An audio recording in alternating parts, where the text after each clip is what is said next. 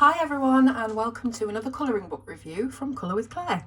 So today we are looking at this book by Lika Lendel, who is a Ukrainian artist, and this was purchased on Etsy, so that's where you can find it. It is a book very similar to Mariella Budek's books. It's been printed for you on very high quality paper, and it's been bound with this plastic binding clip, so that means that you can take out all your individual pages. You don't need to mess about with any spines or restrictive things like that, and you can colour each page on its own. So really handy, very high quality paper. As I say, I'll tell you more about that in a bit. So we have 25 illustrations here, and it does say it's ideal for work with different materials including watercolour, pastel, pencil and felt tip pen, and it's all portraits, female portraits. So on the back we've got a little bit about the illustrator. As I said, she's from the Ukraine. She's been doing this for over 20 years. And if you have any of her pages already from her Etsy shop, you can put them up and tag her at these hashtags and she'll be able to see them and comment on them and stuff like that. So there is her Etsy shop link. I'll also be leaving that in the description. And we've got a couple of the illustrations that are inside this book. So there we go. I'm going to take the spine off. It's super easy to remove, and it's really quite easy to put back on as well, which is sometimes the more difficult thing.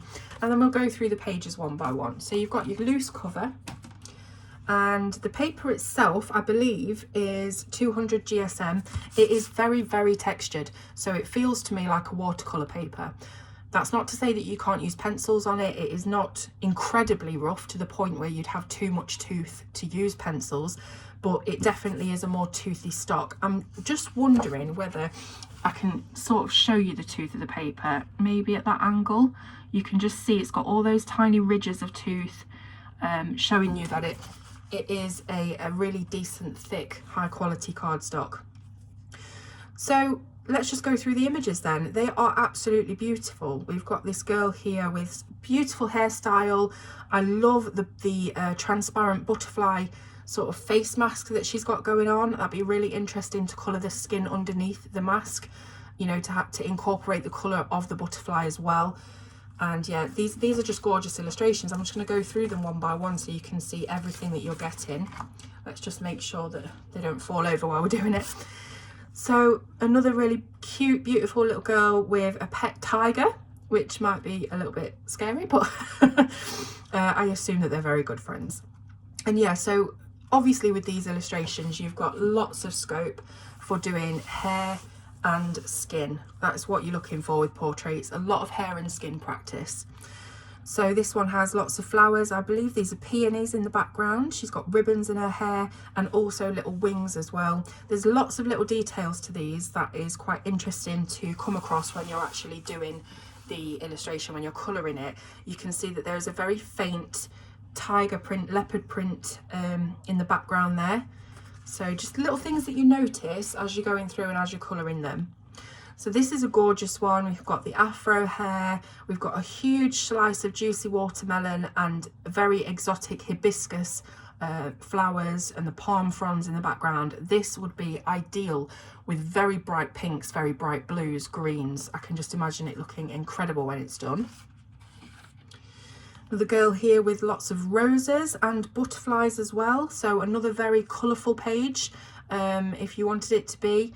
You've got lots of scope there for using all different colour palettes and things. Obviously you can have blue roses, black roses, whatever it is you want to colour, but the facial features are the most important thing with it being portraits, and all the faces are very different. So I struggle sometimes finding illustrators who seem to have the same face on each of their portraits, but these are all very different, and they are not AI created. That's a big thing in the colouring world at the moment. I'm not really going to get into it apart from that. I think we should really value our artists who draw these by hand. Yeah, but I'm not going to get into it. But yes, these are hand drawn. Then we've got this girl here with a big rose, and it's quite funny because her hair is covering this half of her face, and also the rose is sort of there positioned where her eye would be. You get a lot of compositions like this when you see portraits in illustrations where they will have something covering their eye, and I really like that composition actually. And then this girl has got what looks like flames in a crown on her head, again with the roses. She's got this sunburst necklace on, she's got a sweetie, and yeah, again, a very, very interesting one to colour with the flames and getting that technique right. You might want to look in one of Helen Elliston's special effects books on how to colour flames. That would be really good. This one's so much fun. It's almost like a court jester clown type illustration. The hair is wild. You can see she's got lots of jewellery and things hanging down from the hair, very reminiscent of Anastasia Caldereva's books, and yeah, just beautiful. Really, really fun image, that one. So now we've got a seasonal image. This is a winter scene. So we've got the girl in her woolly hat, and you can see the snowflakes in the background. There is a snow globe, and we've got snowmen. So this one really good with probably icy blues, purples, pinks, that kind of palette. And then I really like this one actually because the hair is very simple. So there's a lot of elaborate hairdos in portraits, and I quite like sometimes just have a simple haircut. You know, it's a little bit more attainable. But yes, so again with the roses, they seem to be a lingering theme throughout the book. We've got happy birthday in the background, so I guess you could colour this and maybe give it to someone for their birthday. That would be quite nice. And then we've got, this is like a moonlit one. So this could be quite difficult to colour if you're going to colour the moon and have the glow emitting from it. That would have to have an effect on everything in the background. So her face, the planes of her face would be in shadow and things like that. But again, you don't have to colour it realistically. It is a fantasy image. So I think that these look like pansies, but I could be wrong. These girls all have really big eyes, very expressive expressions on their faces. This is a bunny one, so this could be for Easter. Lots of little bunnies on it. This one is so cute. And this is like a lace. It's like the top of a cape, you know, the flaring cape like Dracula would have. That's really cool. And then again with the masks, the eye masks, that masquerade feel. The hair, again, pretty wild on this. It seems straight and fine, and then you've got twists of hair making horns on her head, and we've got some spiky leafed, I think these are like succulent plants or something like that. She's got really long nails. This would be a good Halloween image. So I think we're taking through the seasons in this book. Again with the Halloween image, this has got a bit of a gothic vibe, a bit like a Perio clown. So it's also very vampirish as well. So you can see she's got the sharp nails, she's got the vampire teeth, she's got a razor blade earring, which is like so cool, and the skeletons, the sugar skull, things like that. Again, a really, really good gothic Halloween-y image. So we've got a skull on this one as well, but it's a little bit brighter, it's a little bit, you know, a little bit more fun. We've got again some exotic flowers, some butterflies, but then we've got a great big tarantula at the bottom. Quite scary, but you can see that she's got some makeup on that is a bit reminiscent of a sugar skull. So again, Day of the Dead, Dia de los Muertos, that kind of thing. And this girl, again with the butterflies, that's another heavy theme throughout the book, the roses and the butterflies. So this butterfly, it actually seems to be making up part of the back of her headdress. You can just see the wings coming out of the edge here. She's got a big ribbon. That would be quite fun to colour, make that look really shiny with the techniques that you use. Now this is a disco girl. I absolutely love this one. Look at these massive Pat Butcher earrings. If you don't know who I'm talking about in the US, then it's a character from a soap opera over here, very well known for her massive earrings, very garish. And she's putting on some perfume. She's getting ready to cut a rug. I love the hair, absolutely love the curls. And as you can see, there's light grayscaling on these images, but it's nothing too heavy, which is really good for knowing your highlights and your shadows. So this is like a younger girl. She's very innocent, very delicate. She's got this tiny baby bunny in the palm of her hand, again with the butterfly wings in the hair. She's very elven. She's got the pointed ears, and there's a lot of foliage and things going on in the background. So I would say that this would be a really good autumnal image with a palette to colour. Now then, I have never purported to be any good with watercolour. I would love to be able to master that medium, but I believe it's one of the hardest mediums to master in art. I always try and I always fail. Now, I know a lot of you are going to say this is beautiful, and yes, it's not the worst thing I've ever produced, but it definitely isn't the best. I tried my hardest to do a decent looking skin tone on this, but watercolor is so difficult to control. And also it's not a medium for an impatient person like me. You have to be patient, you have to let layers dry, and then they look different when they're dry to when they're wet, so it's hard to know if you've done enough. It's really annoying actually. I don't think I'm ever going to become a watercolor master, but I've tried to be quite loose with it, but at the same time I feel like I should have put more detail in there. There's a lot of just very loose bits, and it's not great, but I wanted to test watercolors on this because my initial thought was that it was watercolor paper and it would, you know, react really well with it, and it has. It's got a slight sort of wave in it from the amount of water that I used, but there's nothing on the back. So it's a really good heavy watercolor cardstock, and again, you can use all sorts of things on this paper. It doesn't have to be watercolor, but it does, you know, react well with that. So my skills aside, that's the page that I've attempted to paint from this book.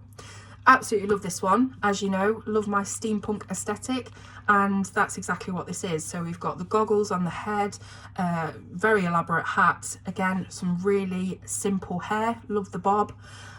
We've got a veil over the face, so that's going to be interesting again to see how you would colour a veil over skin and what differences that would make. We've got the crow down here, or the raven, wearing his own little hat with a key in his mouth, and she's got this really cool like walking stick. You can just imagine like her roaming Victorian London and how cool she looks. So again with the younger little girl here, and we've got what looks like a baby deer. How cute is that? And I think we've got a couple of butterflies or something. I don't know if they're fireflies actually. I don't think they are butterflies. Something like that anyway. And I really like how she's got these two antennae coming out. So it's very much based in the insect world, this. You can see these insect wings, and she is a fantasy creature. She's got elvish sort of pointed ears. So yeah, really nice one. Again, you could do it for spring, you could do it for autumn. I'd probably say spring would be nice for that. Another gothic inspired one. As you know, I love my gothic stuff. So again with the makeup, very heavy, very gloomy, but really like it. Lots and lots of roses again. I think if you don't enjoy colouring roses, might not be the book for you, because there are plenty of them, as you can see. But I just love all the the elaborate necklaces and the jewellery that they're all wearing. And yeah, but if you don't like roses, probably have a second guess at this, and maybe just get some individual pages of this artist, because she is brilliant. She's fantastic, very, very talented, as you can see. It looks to me like these are probably drawn on a tablet, an iPad, hand drawn though, not AI. And you know, very talented lady, but I guess it just depends what you enjoy colouring. So we've got a little bit of a magician inspired one here. Lots of stars in the background, this massive hair bow. We've got 3 bunny rabbits on the page. She's pulling one out of the hat. She's got her magic wand, her glove, and yeah, another really fun one to do that would be brilliant, you know, in a big burst of different colours. So this is really nice. This is a very, let's say, I want to say like a Downton Abbey looking lady, but then again, she's got this kind of housemaid tie in her hair, but she looks very regal, is I guess what I'm saying. But she's holding this cute little, I believe, cocker spaniel, and it looks like she's off out for the day. She's got her bag, she's ready to go, and I love the little paw prints and love hearts in the background. This is a dog lover's dream, this one, I'm sure. And then we have the dogs, so now of course we must have the cats. 3 very cute little kittens, one of them yawning in the basket. Is it a basket? I think it's a basket, and she's doing the love heart sign. Again, fairly simple hair. These just look to be like 2 braids. So with them being sectioned off, that will be quite achievable to colour. Sometimes hair can be too elaborate, and it really gets you sort of like concerned, or it does me anyway. It gets me sort of a little bit concerned about doing it, and a little bit daunted by it. But this being in different sections, it's actually fairly easy to colour. So that's a really nice one, the cats. So we've got one that's this way round again. It's not been printed particularly well, this one. It looks as though, unless it was meant to be a lighter grey than what we've seen before. But what are these flowers called? I can't remember. Rubbish with flowers, as you know. But I like that this one is a landscape image, and again with a lot of foliage covering her hair and things. It's almost as if her hair is merging with the flowers. Really like that. And that's it. That's the last one. So I will show you how to put this book back together. Let's get all the individual pages. Do a little bit of a newsreader shuffle. Make sure that all the pages are in line like that. And then what I do is I grab the top. Now some of them may go out of line while you're doing this. Grab the top and pop all of them in there like that in the top, and then just slide it down. And try and keep the pages sort of together as you slide it down. But as you can see, it's really easy to do, and you can just sort of press it down a little bit like that to get your pages straight. So if you like this book, please let me know in the comments. I love to hear from you. Link will be in the description to this exact book in Lika's Etsy shop. So if you want to go and buy, please do so. Let me know what you thought and keep in touch. And thank you for watching. I'll see you soon on Colour with Claire.